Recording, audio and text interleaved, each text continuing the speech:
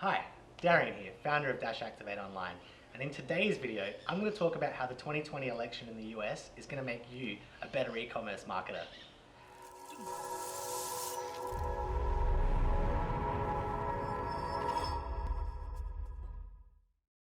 So I was out to dinner the other night with a few friends, and naturally it came up in conversation, Darian, you run Facebook ads.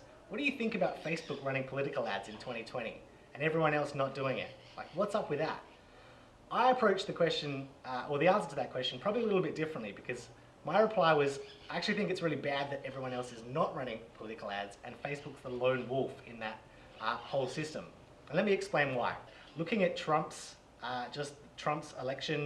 re-election budget, the Republican Party and Donald Trump have raised $300 million just this year for his re-election. Mike Bloomberg has come out and said he's willing to spend $100 million of his own money on ads and on Politico, which is like a big political tracking, I guess, website or business. They're forecasting that in 2020, they're spending $6 billion in this cycle for the presidential election. $6 billion, that is absolutely insane. So what does that mean to you as an e-commerce marketer? If you're running ads in the US, that's $6 billion, that's across screens as well, which means it's like TV, online, mobile. That $6 billion is going to be deployed in the same markets that you're playing in. And if you're a business that's running ads, for example, say your budget's $1,000 a day, so you're spending around about 30 grand a month, which is probably ambitious for a lot of clients. Like some of our clients are spending anywhere between 5 and 10, but let's just keep the math really simple. You're spending $1,000 a day on ads, $365,000 a year. To stack that up against the $6 billion, that really effectively means that there's another 16,500 other businesses like yours piling in to compete for those customers' eyeballs. It's insane. That's a lot of money being thrown around. Now, to bring it back to the conversation at dinner time, where's that money being spent? Google have said they're not going to run any political ads. TikTok have said no political ads in 2020. Twitter, no political ads in 2020. Snapchat, no political ads in 2020. Pinterest, no political ads in 2020. So where's all that money going to go? If you haven't seen the documentary on Netflix, The Great Hack, I definitely recommend watching it because it goes through the whole backstory of the Cambridge Analytica, how the Trump campaign used data to target the right people with ads, and it really does make a case as to why targeted advertising is so great.